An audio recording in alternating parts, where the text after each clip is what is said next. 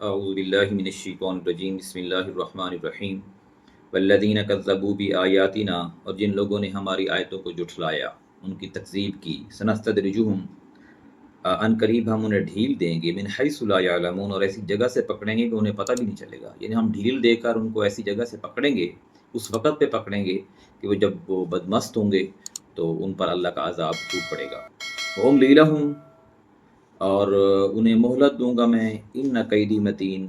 میری تدبیر بڑی مضبوط ہے۔ اللہ تعالیٰ کی پکڑ بہت سخت ہے، وہ ڈھیل دیتا ہے گناہ گاروں کو، ظلم اور زیادتی کرنے والوں کو، کہ جب وہ اپنی عادت میں اور اپنے عمل میں پختہ ہو جاتے ہیں تو پھر اللہ تعالیٰ ان کو ایسی جگہ سے پکڑتا ہے کہ ان کو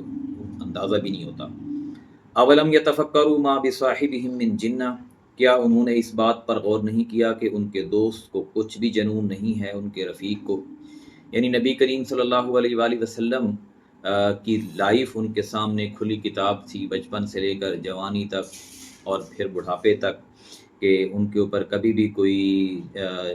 جنون کا سایہ نہیں ہوا۔ ان ہوا الا نذیر مبین، وہ تو صرف کھلم کھلا آگاہ کرنے والے ہیں، یعنی کہ وہ تو ان کا تو کام یہی تھا کہ جو اللہ کی طرف سے حکم نازل ہوتا آپ اس کو مکہ کے لوگوں میں اور ارد گرد کے لوگوں تک پہنچا دیتے۔ اس کے علاوہ ان کا کوئی عمل یا کوئی قول ایسا نہیں تھا جس سے یہ ظاہر ہو کہ وہ ایک نارمل سے ہٹ کر انسان ہے۔ اولم ینظروا فی ملکوت السماوات والارض، کیا انہوں نے آسمانوں اور زمین کی سلطنت میں، وما خلق اللہ من شیء، اور اللہ نے جو کچھ اور پیدا کیا ہے اس پہ غور و فکر نہیں کیا؟ کہ زمین، آسمان اور جو اور چیزیں ہیں جیسے سورج، چاند، ستارے، کہ وہ اللہ کے حکم کے پابند ہیں اور اپنے ڈیوٹی میں ذرا بھی غفلت نہیں کرتے، نہ کبھی سورج جو ہے وہ روشنی دینا کم کرتا ہے، نکلتے ہوئے منٹ بھی آگے پیچھے نہیں ہوتا، اور زمین جو ہے وہ اپنے پھلوں کے اوپر اثرات اور پیداوار میں غفلت نہیں کرتی، اور اس کے باقی چیزیں بھی اپنی ڈیوٹی پوری کر رہے ہیں۔ وَأَنَا عَسَىٰ أَن يَكُونَ قَدِ اقْتَرَبَ أَجَلُهُمْ، اور یہ کہ ممکن ہے کہ ان کی مدت قریب آ گئی ہو۔ فَبِأَيِّ حَدِيثٍ بَعْدَهُ يُؤْمِنُونَ، سو اس کے بعد بھی وہ کس بات پر ایمان لائیں گے؟ یعنی زمین، آسمان اور اس کے اوپر رہنے والی جتنی بھی چیزیں ہیں یہ اس بات کا اظہار کر رہی ہیں کہ جس نے ان کو پیدا کیا ہے اس کے حکم سے سرتابی نہیں کرتے،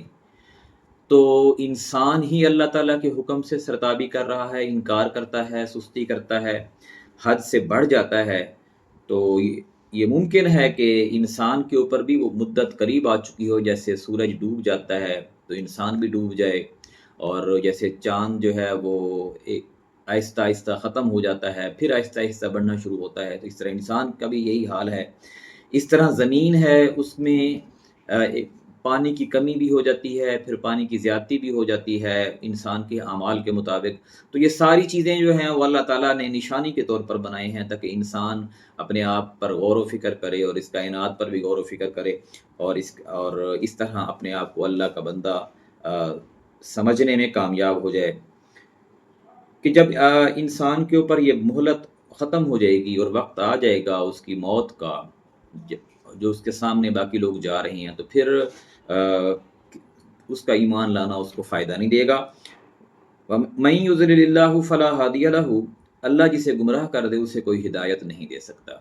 یعنی جو شخص اپنے آپ کو بربادی میں ڈال دے اور پھر وہ گمراہ ہو کر دور نکل جائے اور پھر اللہ کی طرف سے بھی اس پر مہر ثابت ہو جائے، تو ایسے لوگ پھر کبھی ہدایت یافتہ نہیں ہو سکتے۔ وَيَذَرُهُمْ فِي طُغْيَانِهِمْ يَعْمَهُونَ، اور وہ انہیں ان کی سرکشی میں بھٹکتا ہوا چھوڑ دیتا ہے۔ جب انسان حد سے ایک گناہ کرتا ہے، پھر گناہ پہ گناہ کرتا ہے،